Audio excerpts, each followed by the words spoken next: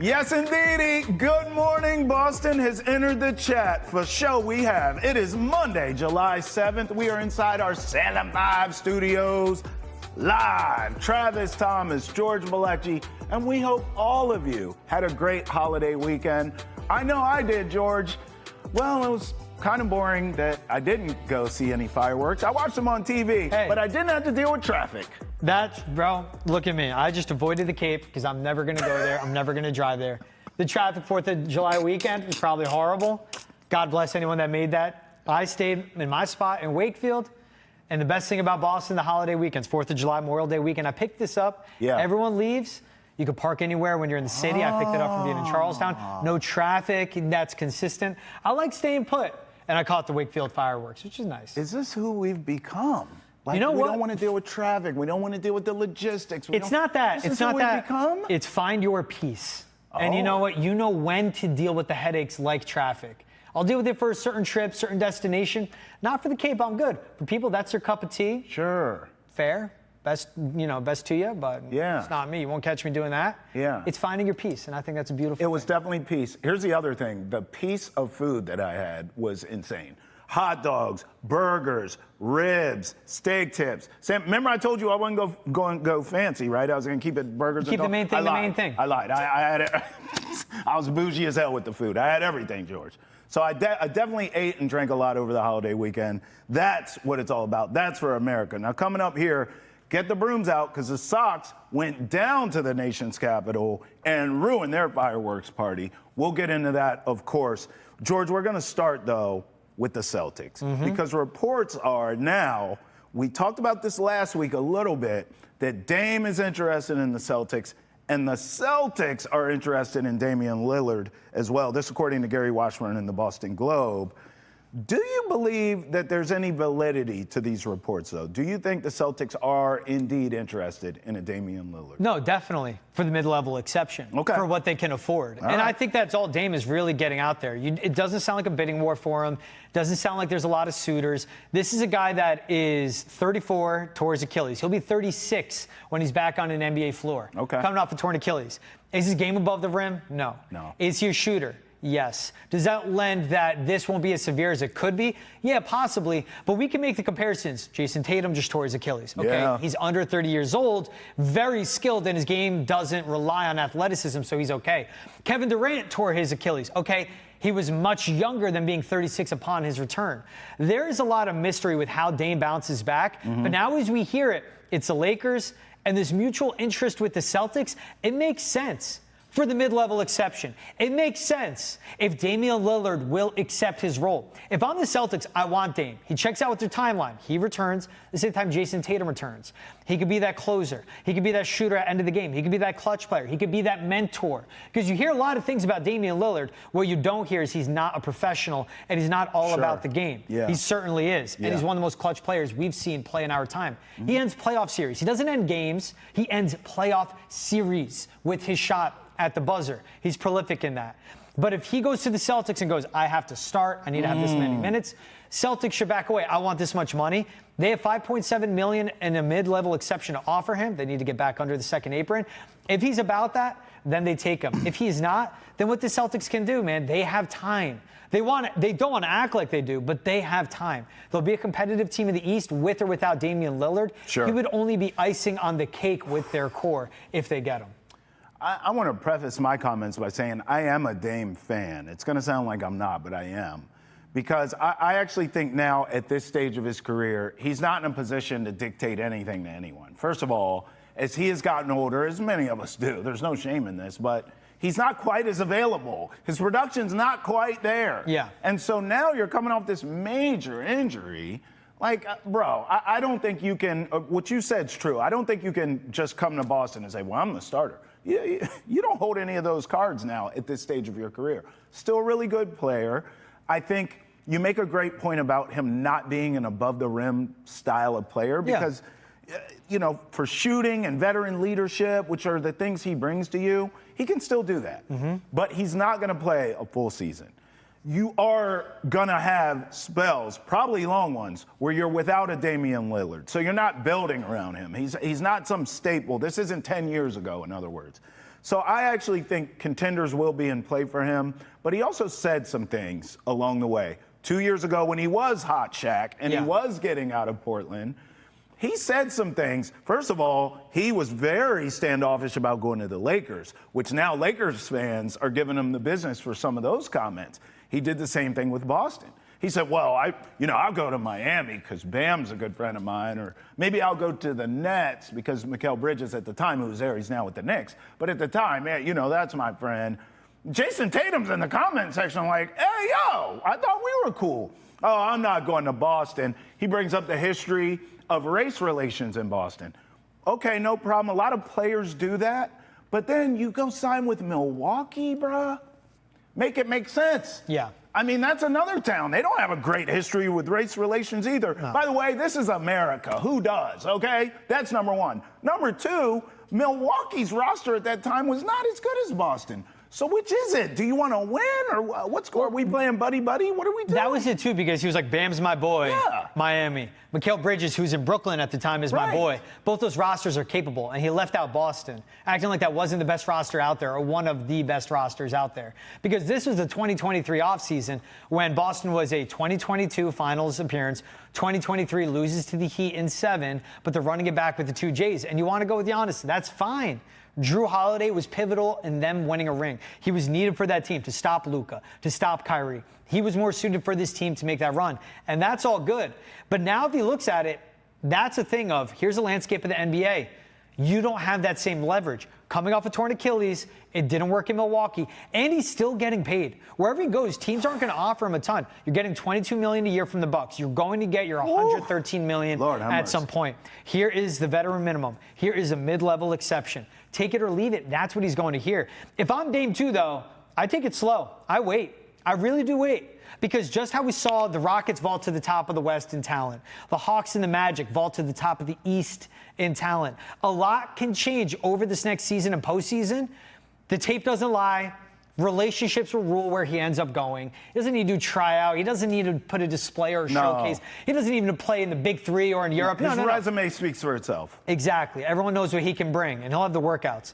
Sit out, see what happens, and then sign from there. I ask you, if you're the Celtics, and if you're a Celtics fan, Al Horford or Damian Lillard? Because Al is still mulling retirement, hasn't decided on the Warriors. It's a non-starter. It's an easy answer. It's Al Horford because... Why? The front line right now. Look at the front court. It's a mess. You need Al Horford more than you need So you're all about a good team in 2025, 2026 when Tatum's not playing. A good team instead of you get Dame that's going all in when Jason Tatum's back. Because that's where I go. You get Al, that would be a 1 year. Sure. Again, a guy that's mulling retirement. Yeah, it makes you more competitive this year. Could teach the younger centers how to play the game. I'm sorry, what's Joe Mazzulla for? What are your coaches for? When if you get Dame, that's when Jason Tatum's back. Damian Lillard is with the team too. Yeah. I'm good on Al. He did great. He was awesome in his 2 stints with the team. He was a leader. He helped the Jays mature. He meant a lot to the city. But the ups and downs at his age, he's mulling retirement. I'd rather have a Damian Lillard. 2 parts on Al, and we can get to the other one later about where we think he could end up, be it here or somewhere else. The other part is, I think Al would still be around when Tatum comes back too. I don't think it's necessarily. I think so. He's mulling retirement, and he's still a guy that, but at his age, he'll give you 20 and 11 one night, and then 3 and 3 the next. If he stays, I think he knows. Okay, this is a 2-year plan here in which I'm going to help us be relevant this year in a terrible East, get us into the playoffs, and then we get Tatum back, and I'm still here, and that's my swan song, right? But we'll go to Al in a minute. I want to stick with Dame because you started the show saying something really deep, and I want to kind of stay there. You said you and I, at this stage of our life, are protecting our peace. Here's what I'll say about Dame, because my parents raised me this way. My parents always taught me this, and it's in my head. Be nice to people on the way up because you see the same people on the way down. So I bring that up because I don't think these comments help him. The fact that he did say, the Lakers, please. Lakers fans are already throwing that out there, and he's not even rumored. Well, right now it's just rumored, but he's not signing with the Lakers, we don't think. But just because it's being rumored that that's one of the teams, Lakers fans are like, screw you. We're not interested in you at this stage of your career now. Don't come crawling to us now. Boston fans could. It doesn't seem that way from what I see, on social media. Fans are like, yeah, come on down. But Boston fans could, if they wanted to, be like, no, you didn't want to come to us when you still had game left. Now all of a sudden, So just be careful. I think it's a life lesson for all of us. The same people on the way up that you might scoff at because you're the man, you see them on the way down, Dame. Yeah. So all of a sudden now Boston's looking a lot more attractive to you, isn't it? Funny how that works. Treat the custodian the same way you treat the CEO. That's right. And that should go for CEOs, too. Treat the custodian the same way you treat everybody. You're damn right. In that sense. Now, here's the other thing I will say. I don't think it affects him, though, real quick. I don't think so either. Because if Tatum wants him, the Celtics will make a push. That's right. And that's what it is, end of the day. That's right. And as you said, even the money works out. They don't want to pay anyone. You don't have to. The Bucks are taking care of them, right? So, look, here's where I want to go, though. He did bring up 2 years ago, Bam being his friend. I still think the Heat is the best move. Still, I think right now for Dame at this stage, when he comes back, the Heat have nothing outside of Bam. Yeah. Okay? And hero, but screw him. Okay. So if I'm Dame, that's a place I can go where I have a buddy. Uh-huh. The East stinks, so I could try to get the Heat back to respectability, back in the postseason and all that. Yeah. And you can get playing time because the cupboard is bare there. They need playmakers. They need guys who can play. Okay. So if I'm Dame, I'm going to Miami anyway. But what is Miami? It's a Portland Trailblazers. You're not going to win a title. Better looking women. You're not going to win a title. Exactly, and he did that. He wasted his time. Yeah. If I'm Dame, I'm going with what sets me up to get to the finals, what sets me up to get a ring. Boston. It could be the Pistons, depending how they look 2 years from now. Could be the 76ers. They're further along to getting Embiid off the books and Paul George, right? Say the 76ers, it's a joke. But what they have there is that core with all the guys they have. It could be the Rockets. That would be year 2 at KD, year 2 of that core around him. Sure. It could be the Mavericks. Cooper Flagg further along. Damian Lillard comes in as a shooter. It's all across the NBA. It would be impossible to imagine it. It could still be the Warriors. Where's Steph going? And we know Dame is from Oakland. That's everything for him. Right. My thing is, if you're at this point in your career, coming off this injury, you got the bag multiple times. You still are getting paid over $100 million. How do you not go where it takes to win? Sure. How do you not sell out? You have to. And it's not the wrong selling out. You go to Miami, you're selling out. You go to the Knicks, you go to Boston, you go even to the Pistons or the Sixers. That's not selling out. Yeah. That's selling out for a ring, and that's the right way to play the game. That's how he's always done it. I noticed he wouldn't make sense. You're keeping him out of the West, outside of the Warriors, which would make sense because it would be a homecoming for him. I put Rockets in there. Oh, okay. Because I was going to say, I was going to ask you if you're keeping him out of the West on purpose because it is murderer's row out there, and maybe in the East you have a better chance to make it to the finals. That goes back to when Jason Tatum went down with his torn Achilles. Everyone goes, all right, Pacers are in the finals. It's them or the Knicks to win the East. And then Halliburton in Game 7. And the whole landscape of the East shifted. If he signs now, who's to say what could happen throughout the season? Sure. I mean, look at what happened to the 76ers right before basketball season started. Embiid should have rested his knee, played never right. And Paul George messed up his knee and it affected him all year. Yep. Right? Yep. So who's to say that doesn't happen now? If he commits to a team now, you're betting on this season going right, next offseason going the way you want it, and then being right yourself. The best thing for Dame is the patience game. Sit out for a year, rehab, game speaks for itself, wait for signings and trades to happen, and he's Damian Lillard. Yeah. He still carries a lot of cachet and weight. He's a superstar, and he's revered by his peers and the players. He could pick up any phone and say, what are you doing next season? Gut feel, where does he end up? Do you think it's here? No, I don't think so. I think because the Celtics can offer him the minimum, and I keep saying patience, he can up it to get paid more. I think he ends up here. Gut feel, where does him in a Celtics union? I think he ends up here. What does he wear? What number? What number? Zero's taken. He can't do 0. Yeah, that's a good point. Gut feel. Does Al Horford come back, or is he going elsewhere? I think he's gone. Where? I think the Celtics. Warriors or retirement. Because I think the Celtics go, Al, here's the vet minimum. This is what we can offer you. That's it. And I think the fact that the Celtics haven't been mentioned in reports time and time again, that says that they are not in on Al.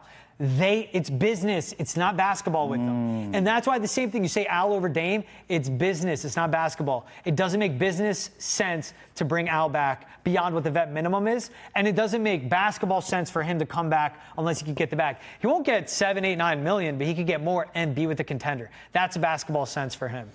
Do you want Al Horford back? Do you want Dame Lillard as a Celtic? Email us, thechat@nesson.com. Tweet at us using the hashtag NessonChat. Call us 617-790-0928. Can you block? Can you rebound? Because the Celtics need all the above. So maybe you could go try out your damn self. I got it for for Dame, team. 11.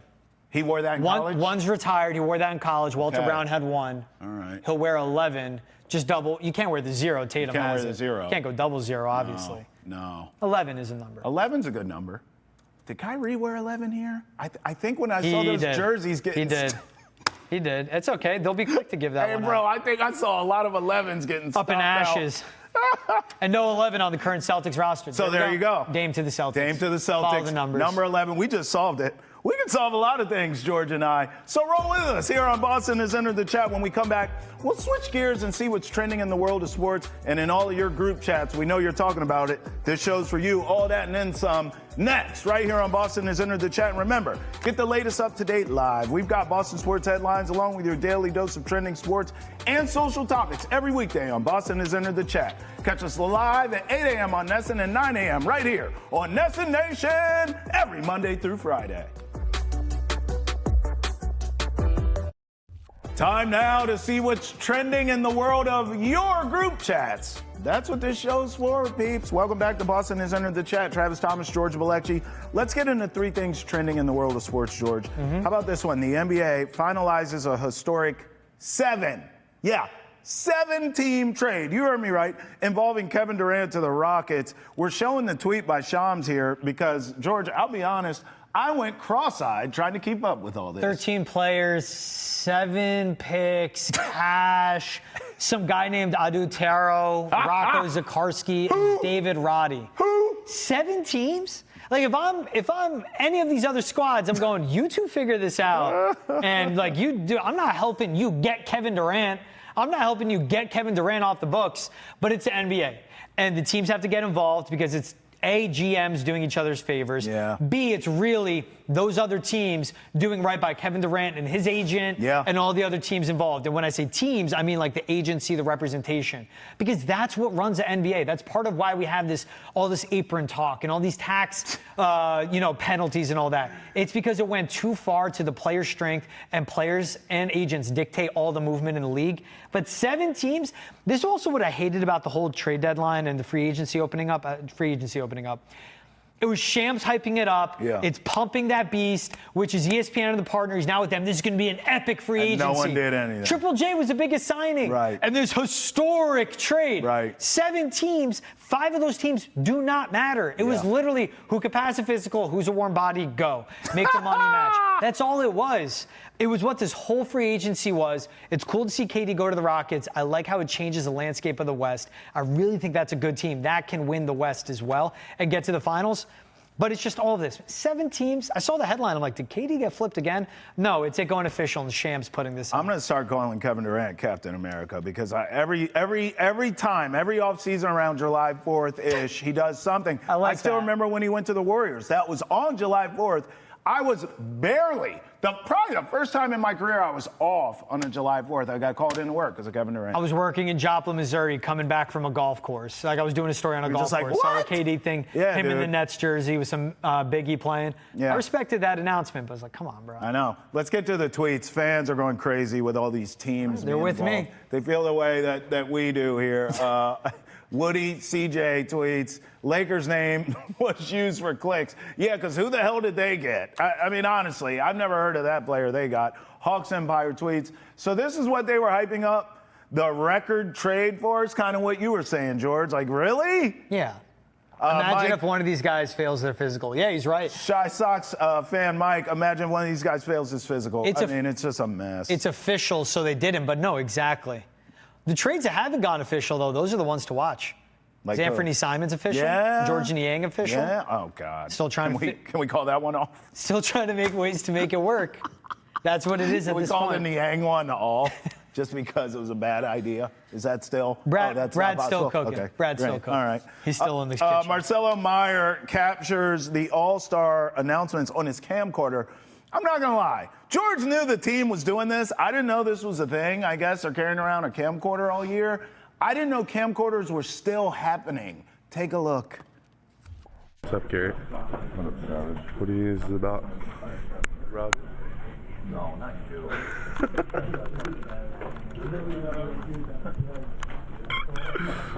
This year we got 3. And congratulations, Alex. You're an All-Star. Oh, yeah. Go, Willie.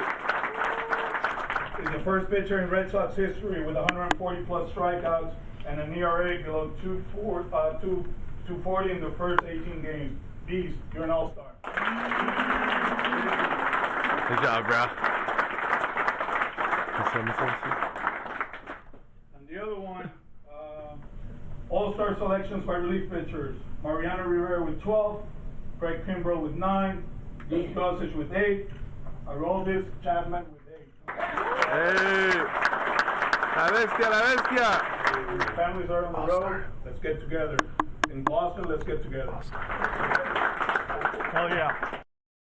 Man, Crochet is so cool. He's just like, hey, man. I'm shoving, yeah, thanks. Just Cool, I'm show an up, all-star. and shove and chill. No smile. I tell the same story every time, and I don't give a damn. I'm telling it again. Remember when we were at Fan Fest at Fenway, bro? In the Wasabi studio. Woo! Garrett Crochet walked in the studio. Me and George were just chilling, because I think we were done, right? Yeah, Or, we I hosted think from we had 10:45 finished. to like noon. So we were just hanging around. And TC was there, and he was going to interview Crochet, and he walked in. Me and George were standing up.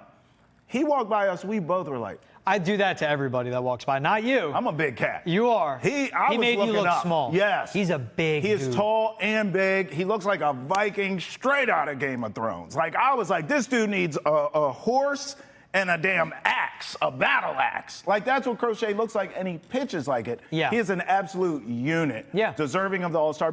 All these guys. Chapman, hearing the historical context in that clip. Yeah, him from with Cora. Goose Gossage, right behind What? Craig Kimbrell, of course, Mariano Rivera. Insane. The 12 nods. Yeah. Insane at his age. I think what's- Bregman, of course. and Like, that- all these guys are deserving. That was a player vote, so that's them getting the Yes. nod from their peers. Yes. That says a lot about the respect that they all carry, especially Alex Bregman. He's been out the last 6 weeks.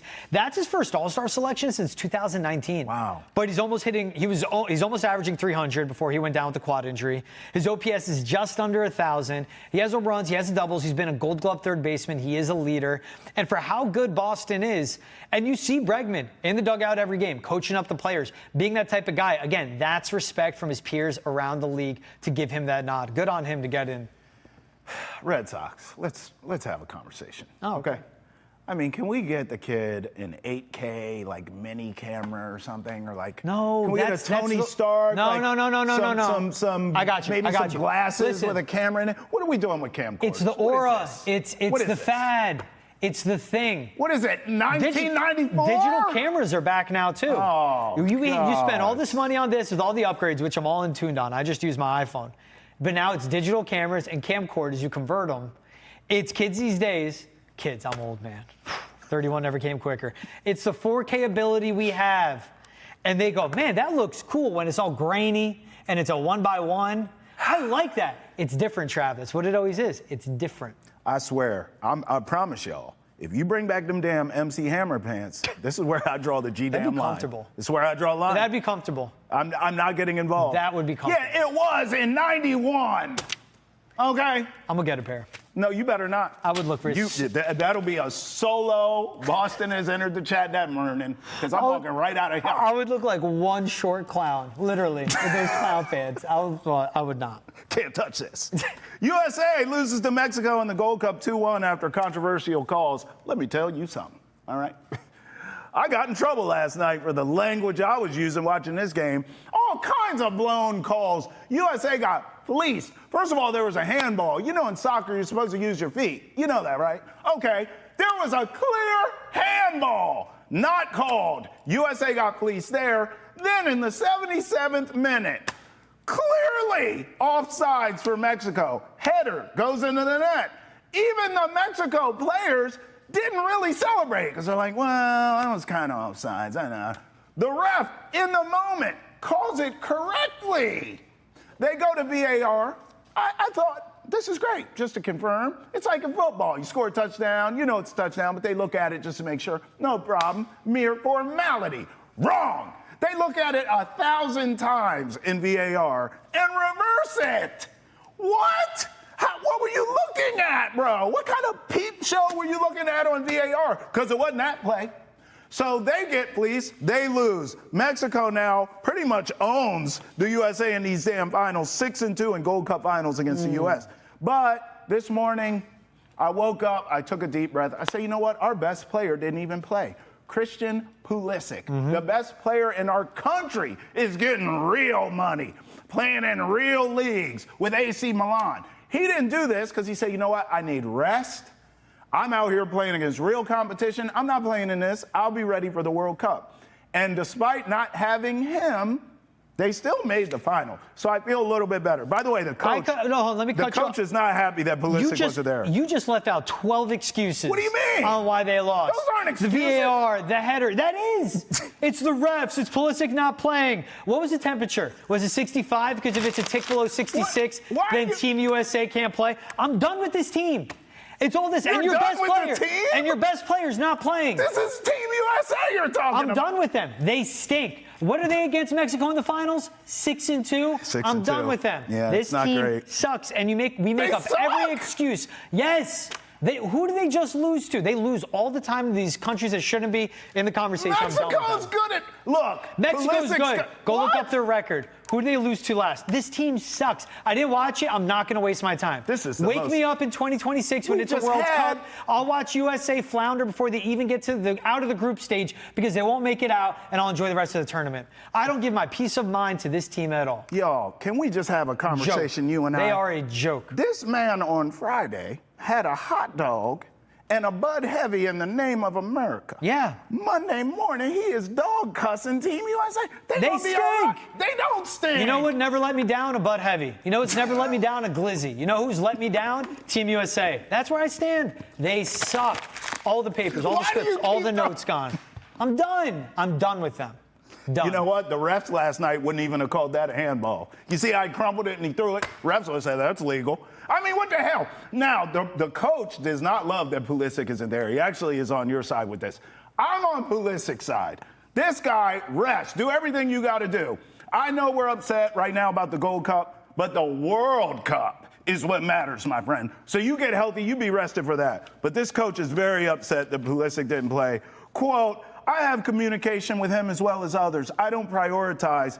You could say he's the best player. Yes, he's a good player, but he needs to perform. I'm not going to treat him differently than anyone else. If he performs well and he's the best, then we'll have him on the national team. If not, well, you want to play here or you don't.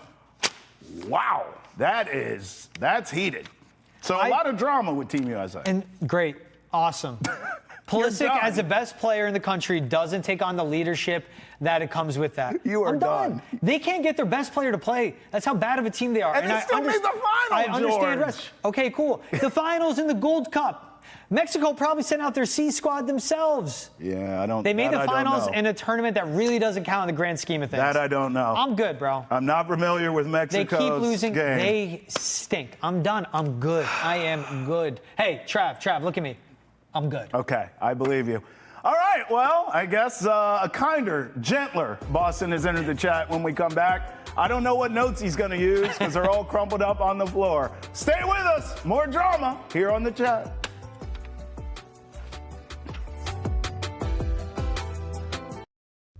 It's been amazing for the group. I know you love it in Boston, your family too, so congratulations, Alex. You're an all-star. He's going to be on the mound today. It's his second all-star selection. He leads MLB in strikeouts, leads the American League in innings pitch. He's the first pitcher in Red Sox history with 140-plus strikeouts and an ERA below 240 in the first 18 games. Beast, you're an all-star.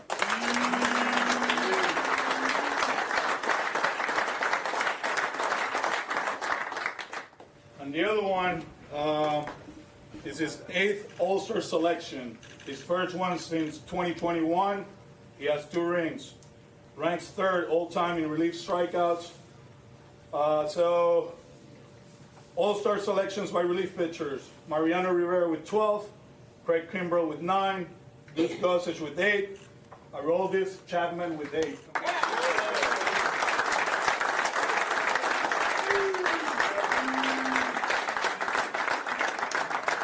Congratulations, guys. Let's keep rolling. Let's go.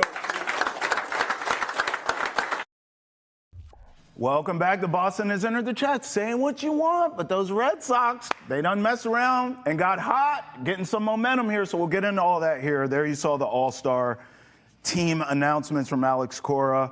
Hey, Bregman, Chapman, Crochet, not a bad threesome to send in the All-Star game. No, not at all. And that was a peer vote, so they're voted on by the fellow players. Significant is Alex Bregman, who's been out the last 6 weeks, but was absolutely raking just under 300 batting average, 11 home runs, 17 doubles, 938 OPS, and has been that gold glove at third base that the Red Sox needed. The leader, everything. That shows the respect. That's also his first All-Star nod since 2019. So it's 5-6 years later he's getting in. Garrett Crochet, no doubt about it, leads Major League Baseball with strikeouts, has a 2.38 ERA, 8th best in baseball. And Chapman has had a resurrection with his 15 saves and a 1.25 ERA as well, with a team that's winning games. Like, all three of those guys are why the Red Sox are either just a tick below or right around 500 or when they get above it. Those three guys are the pillars they need. And when Bregman's back in the lineup, he's essential for their success. Cool to see him get the nod.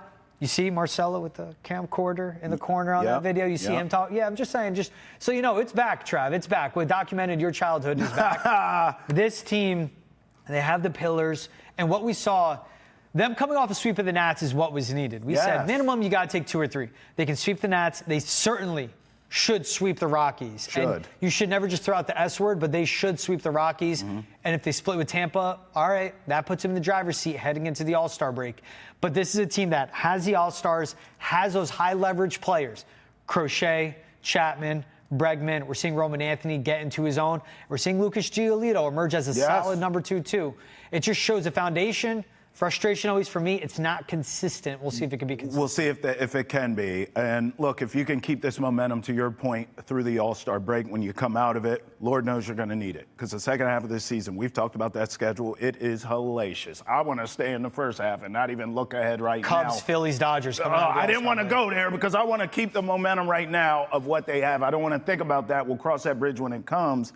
But yes, I mean, it's murderer's row coming out to start the second half of the season. But as of now, this team has everything working for it. Even from, you see the clubhouse there, guys are happy and for these All-Stars, rightfully so. Chapman specifically, I mean, hearing him in that rarefied air with the Mariano Rivera, I remember when he was signed here, people were complaining, oh, this guy's too old and he's too this and he's too that. I was one of those. He's been lights out. Yes, he has. He's been lights out. No one saw this coming. It's been a pleasant surprise. Hey, we want to hear from you. What do you think of the All-Stars here? Email us at chat@nesson.com. Tweet at us using the hashtag NessonChat. Call us, 617-790-0928. As far as this team goes, I hear you on the Nats. You are supposed to sweep the Nationals. What was their record before the series? 37-51. And what are they now? 37-54. There you go. That's a team that's tanking. It's a bad team. They have C.J. Abrams and James Wood, and that's it. They stink. You should beat them. But here's where I'm going with this, George, because you and I, in fact, more so me, because you've called me out for this, and you're absolutely right. How many times this season have we both, but especially me, said, well, they should sweep this team? Orioles, Angels, where they got swept, White Sox, it goes on, and they didn't do it, okay? So we talk about sustainability, and we talk about momentum going into the All-Star break. Well, if you're going to get that, you have to win series. So, yes, they did sweep the Nationals, which they should. We can't necessarily give a cookie for that. But if you look, now they've won 2 straight series. So they're winning series. This is what you have to do. It's the same thing with the Rockies. Yes, they should sweep them. But, hell, if you win the series, I'm cool. We'll see what happens with the Rays. I think right now, the AL East, I mean, it is topsy-turvyville. The Yankees have fallen apart at the seams. So surprised. And by the way, the way the Yankees have fallen apart, it's a lot of the same things we've seen with the Red Sox this season. It's stupid errors. It's kind of brain fart on base running. Did you see Aaron Judge get hit in the face the other night? Like, it's follies. It's mistakes. It's things that shouldn't be happening. That's what's happening to the Yankees. Then you look at the Jays. The Blue Jays, what if they won 8 straight? I mean, they're hotter than fish grease. Is that sustainable? Because that's a team we've been waiting for since forever to put it all together with the talent they have, and they haven't been able to do it. So I question if that's sustainable. We saw the Orioles last season going a similar run, remember? Yeah. Finally made the playoffs. We thought, here come the O's, it's their time, and they flamed out. So. And the Rays, once again, they're 8 games above 500. They're always consistent. The Rays. They ship out all that talent, and they always stay good. They're the 401k of the division, aren't they? It's nothing sexy, it's nothing flashy, but it's just compound interest, right? And they're always there. But it's not flashy. And then you get to the postseason, they don't do anything, and no one's in the damn stadium to watch anyway. Yeah. So they're kind of the 401k. The Red Sox have been the roller coaster, right? The emotional roller coaster. So now, okay, we're riding that roller coaster. And right now you have some momentum. Can it be sustained? That's the question. I believe it will be leading up to the All-Star break. Yeah. I think they will sweep the Rockies. I think they will win the series against the Rays. The question I have, you take the break, you get healthy, you get some guys back in the lineup, great. Can it be carried over to the second half of the season, especially out of the gate? Dude, it's Chicago and Chicago, Philly and Philly, then home against the Dodgers for 3. That's a really tough 3-game split.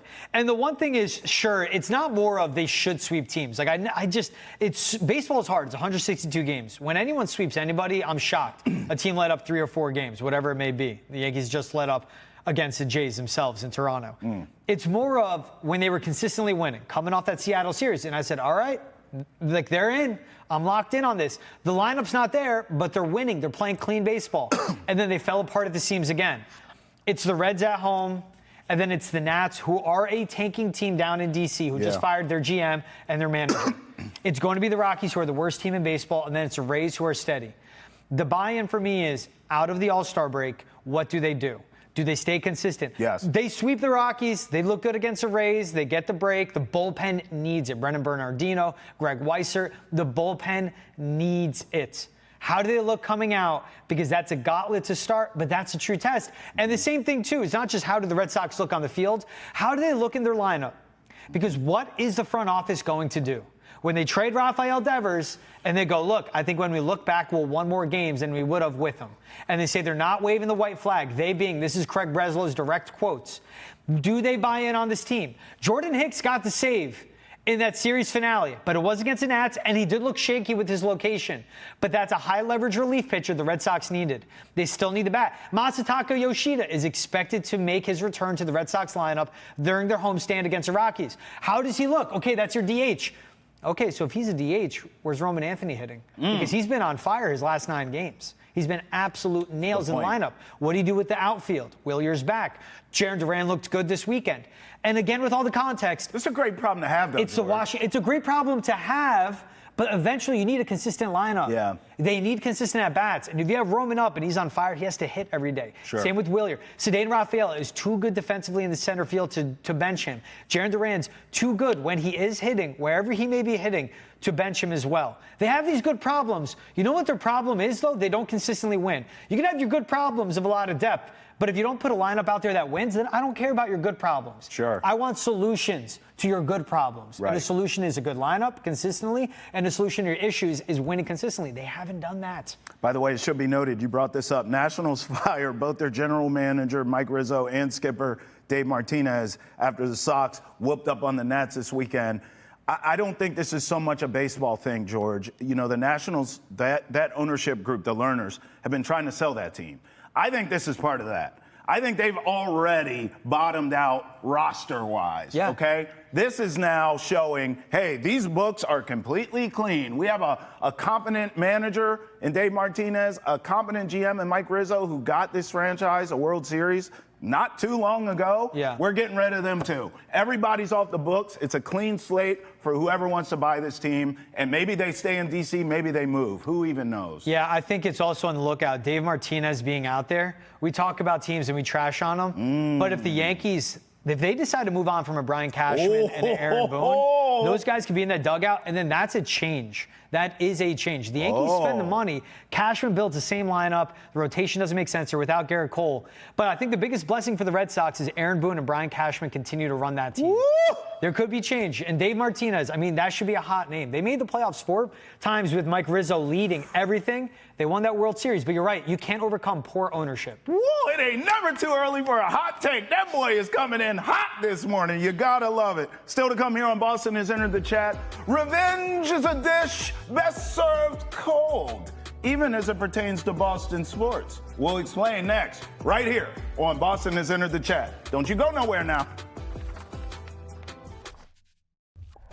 Welcome back to Boston Has Entered the Chat here inside our Salem 5 studio. Travis Thomas George Balekji. And look, we always say it's us up here talking, but we talk with you, not at you. We always say email us at chat@nesson.com. Tweet at us using the hashtag NessonChat. Call us 617-790-0928. You're our co-host. Now, we also have an esteemed producer named Ethan. George, he was in the gym the other day, and he's just on Reddit, and he says, I found this fascinating topic I want you guys to talk about. The biggest betrayal signings in Boston sports history. Now, these are all kind of like modern day signings, right? So I have a list in front of me of all these signings, and they are all filled with betrayal. There's no doubt about it. But let's just get off of our chest what jumps out to us when we first think this topic. It has to be Johnny Damon as a leading candidate. Now, that's a guy that hit free agency, wanted to get paid, but it's that dude with the long hair, the beard. He was the motor in the back of that lineup on that 2004 World Series team that broke the curse, and all the studs they have. But Johnny Damon was the guy, when you're watching that World Series, you go, who is this guy? How is he getting it done? It's his energy.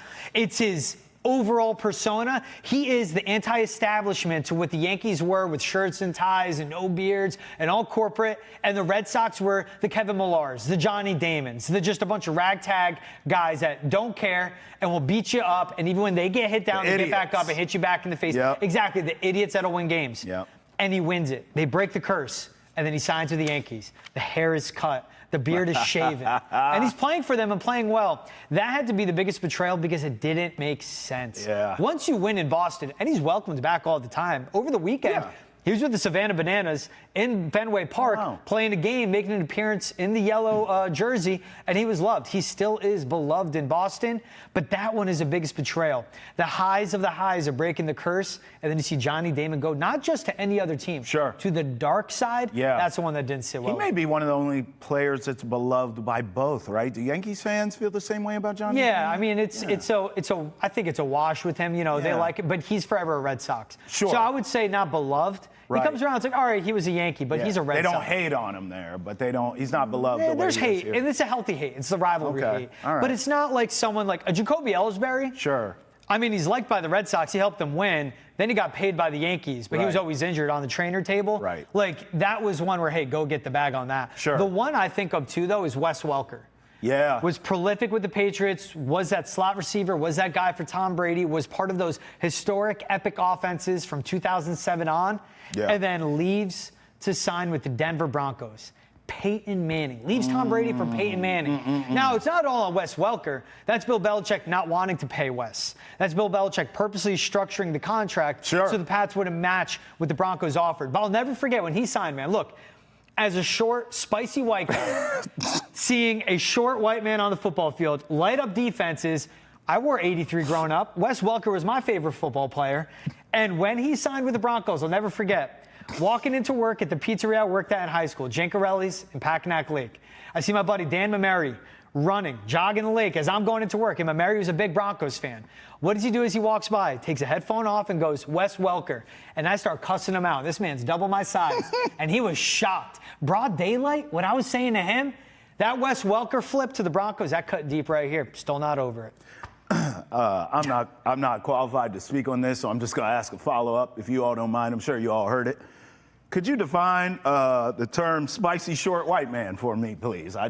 I'm unfamiliar with their game. It's the Lebanese Armenian in me, where you go like, I don't know what you are. It could be Italian, could be Spanish, could be Arab. It's spicy white. But I know I'm white. I'm white passing. But it's a spiciness on it. No, I'm not doing that. F that guy. It's a little more. Just a little spice in that. Just had a follow-up. The short is the short. Just needed some clarity. By the way, what you described with Wes Welker kind of feels Adam Vinatieri-ish too, right? Didn't get paid. He goes and plays with Peyton Manning. It wasn't Denver. It was the Colts. Went to Super Bowl with them. Yeah, kind of similar, right? And it's also, the one that hurts on that is the betrayal. I think you have to look back. It's the betrayal, again, by Bill Belichick running that front office. Stephen Gostkowski came in. Good rookie kicker. Right. But hey, man, wasn't Vinatieri, wasn't Nails. 2007, when the Giants' defensive line is blowing up the Patriots' O-line in the Super Bowl, you could use a Vinatieri in those games. Vinatieri won you 2 rings and countless playoff games. Three. The Giants. But so that the betrayal more is on Bill Belichick. Pay him. Sure. Just pay him. Pay Wes Welker. Right. Instead, it was more of a Wes Welker for a Danny Amendola. Just pay them. Bill never did it. It worked for some time. Oh, Bill, how you've changed. By the way, I want to go back to Johnny Damon before I give you mine. Because I watch this crap with my wife, do you know Johnny Damon's like a mainstay on reality TV? He's on The Housewives. He's on a show called Below Deck. I think his wife's heavy in that world, right? Yeah. So he's constantly on these shows. I see him constantly, all the time. He's like part of the storyline. How bundled is he on the shows every time? He's just, you know what he is? So he's Johnny Damon. Yeah. Like, I actually appreciate that about him, to be honest, because he is, what's a nice way to say this? A peculiar individual. He's unique, right? Yeah. But on the shows, he's totally himself. And I think a lot of people get on these reality shows and start acting brand new. 1,000%. He's not one of them. So I actually kind of admire that he's authentically himself on these shows as well. I just didn't know if you knew that or not, that he's in that heavy in that Bravo world. Kyrie leaving the Celtics.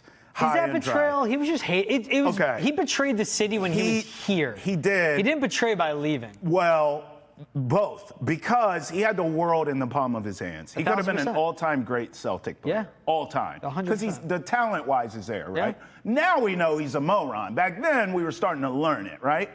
But the reason I say him is because I witnessed it. When I'm at the championship parade for the Celtics last summer, around this time, wasn't it? Or maybe June. But when I'm at the championship parade, George, I saw multiple Kyrie jerseys being stomped on the ground, beer poured on them. There was a Duke Kyrie jersey. He was at Duke for 5 minutes. They were pouring all kinds of nonsense and spitting on it.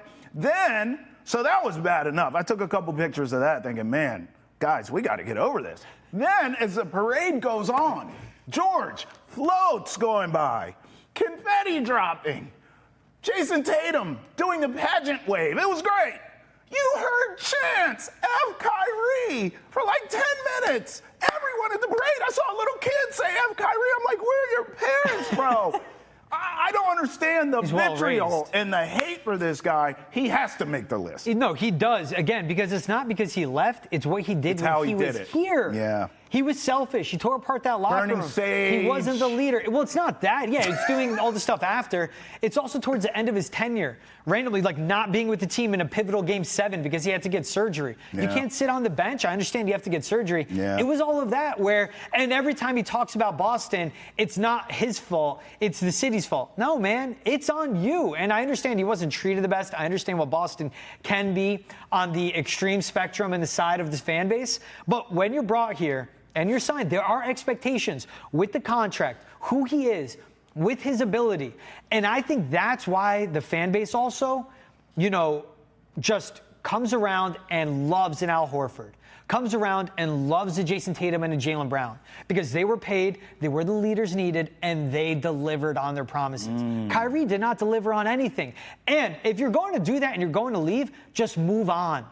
And anytime your ex is brought up, just go, yeah, it's all good. Yeah. And don't make Take the high road. Yes. Yeah. No. He blames it on the city. It's not on him. It was on Kyrie. Yeah. He was short of everything asked of him with the contract on the floor as a leader in the locker room, too. Yeah. He stunk here in every facet of the way. Talented basketball player, but he's stunk for the city of Boston. That's a betrayal. It's not signing to elsewhere. The betrayal is what he did here, so I understand the hate that's still Well, he also thinks the earth is flat, and he does his own research. I don't even want to get into all of that. Ray Allen to the Heat is on this list. By the way, him and Kevin Garnett are still not good. They're good now. They're good now? They weren't good for a while. Okay. They talk now, but that was a big revelation by KG. I think it was this past season. Okay. Or it might have been when he got his jersey retired, his number retired by the Celtics. But no, they did not talk. He did not recognize him at all. Didn't sit well with him at all. I mean, he spurned for the Heat to go get a ring, but it was also, they don't win that ring without Ray Allen. The Heat don't win without him. Yes. The Celtics don't win without him either. That's right. That's just true. a pivotal player for that. Yeah. But that's real on that one. I also think, you got to feel of the betrayal. Again, though, it's not his fault, but it's Tom Brady going to Tampa. Yeah, it's not his fault. But that's on Belichick. Sure. That's on Belichick not willing to pay him. But just seeing him win a Super $25 million Bowl. a year is all Tom Brady wanted. Sure. That's all he wanted. Belichick wouldn't give it to him. That's a betrayal. It feels like betrayal because he's winning with someone else, and he was still the GOAT. It was a miscalculation, but that was Bill in 2019 after that season. Well, bro, it's not just that season. What about all the years he's drafting quarterbacks? Just to take Tom. Well, Tom's getting old. Jimmy G. I mean, those draft picks could have been used for the roster. So, that was a collective thing with Tom. But I don't blame Tom at all, and I don't feel like it was a betrayal. It was just hard to see him. You use the X thing. Like, it's hard to see him go and be happy with someone else when you know he should still be with you, really. That's what hurt there. And he goes and he wins. Here's another one on the list. Roger Clemens saying he'd only leave for Texas, and he signed with Toronto, and then later got a bag from the Yankees, too. Look, money. I was a kid then, but I always felt like Roger Clemens, and maybe around here it's different because a lot of fans still feel like he's a Red Sox, but like I always felt like he was a mercenary. Yeah. Right? Like all he'd the go different to hats. the highest Kind of like bidder. a Randy Johnson. Yes. What hat do you put on Randy Johnson? Exactly. It's Diamondbacks for me. He obviously he was great with the Yankees too. Close my eyes, Randy Johnson's a Diamondback. With Roger Clemens, tough to put that. Here's a bonus. Darrelle Reeve is signing with the Patriots, and then the Jets have to see him win as a Super Bowl with the Patriots. Good betrayal. By the way, I said mercenary for the Rocket. Revis was. Revis Island was a mercenary. 100%. He was with the Jets. He got the bag there, held out, Yes. left for New England. You mix in Tampa there as well. No, he played it right, man. Played the game. Hey, tell us what you think. Email us at chat@nesson.com. Tweet at us using the hashtag NessonChat.